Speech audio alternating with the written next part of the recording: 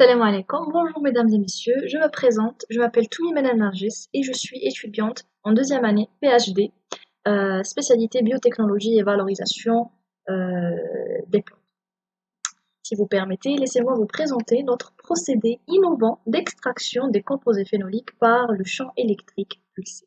Tout d'abord, voici une vue d'ensemble de notre travail.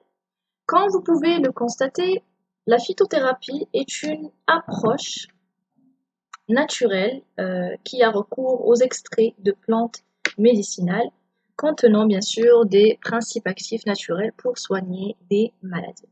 Parmi ces plantes aromatiques médicinales, on distingue l'eucalyptus et ce dernier avec son feuillage à essence forte et ses innombrables propriétés thérapeutiques est considéré comme la plante la plus prisée du monde entier.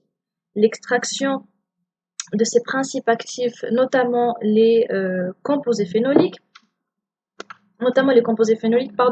afin de les valoriser pour l'intérêt socio-économique et l'industrie pharmaceutique, demeure toujours compliqué, c'est-à-dire en termes de la grande masse utilisée, le rendement faible et le coût énorme, ainsi que la longue durée du procédé. Les techniques classiques d'extraction, laissez-moi vous dire, sont loin d'être innovantes à grande échelle. Pour cela, notre travail s'est basé sur une union biotechnologique afin de trouver un procédé innovant d'extraction des principes actifs sous l'effet du champ électrique pulsé. Laissez-moi vous présenter maintenant euh, le principe de ce fameux champ électrique pulsé.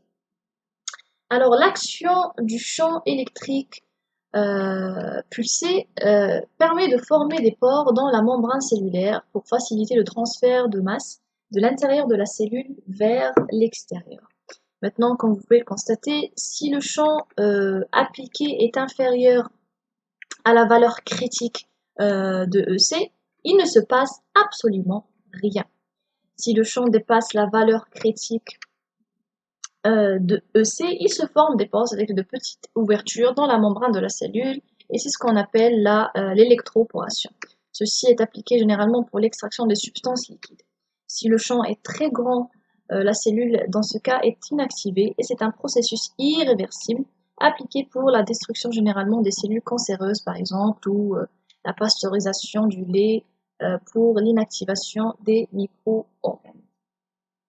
Il y a plusieurs applications du CEP, par exemple la pasteurisation du lait, l'inactivation des micro-organismes, le séchage des produits alimentaires par l'extraction rapide de l'eau, l'amélioration de l'extraction des substances liquides, le traitement des maladies dermatologiques par l'inactivation des cellules cancéreuses.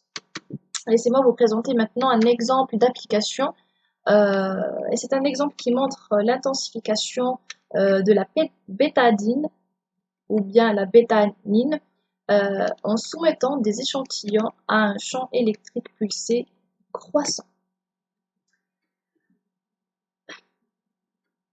En ce qui concerne le matériel et les méthodes réalisées pour ce travail, bien sûr, on a utilisé un matériel végétal à l'état sec, puis on a aussi utilisé les cuves de traitement.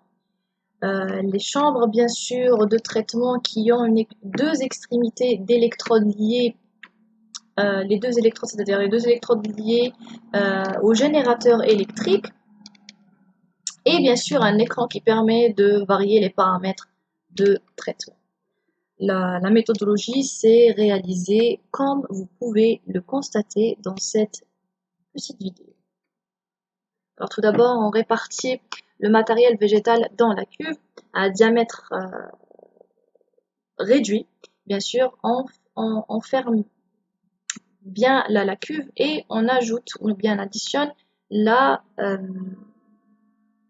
le solvant organique, 50% éthanol, 50% eau distillée jusqu'à remplir la cuve. Puis on la dépose dans la chambre de traitement. On lie les extrémités avec les électrodes.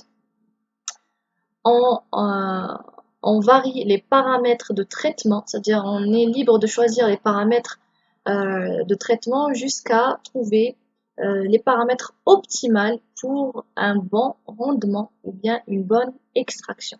Et comme vous pouvez le constater, c'est une extraction assistée par le champ pulsé dans laquelle on varie la tension, c'est-à-dire le voltage, le nombre de pulsations, la fréquence et la durée de pulsation.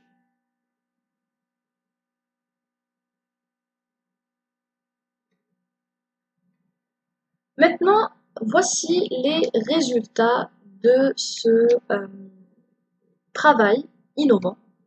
Alors, comme vous pouvez le constater, on distingue une variation de couleur pour les extraits traités par le champ pulsé par rapport au contrôle, comme vous pouvez le constater. Un calcul de rendement a été effectué et qui nous a permis de remarquer une augmentation en rendement de traitement des extraits traités de 6 fois le rendement du contrôle, qui représente à peu près une faible quantité en rendement, c'est-à-dire 1% par rapport aux extraits traités par le champ pulsé qui part de 2 jusqu'à 6%.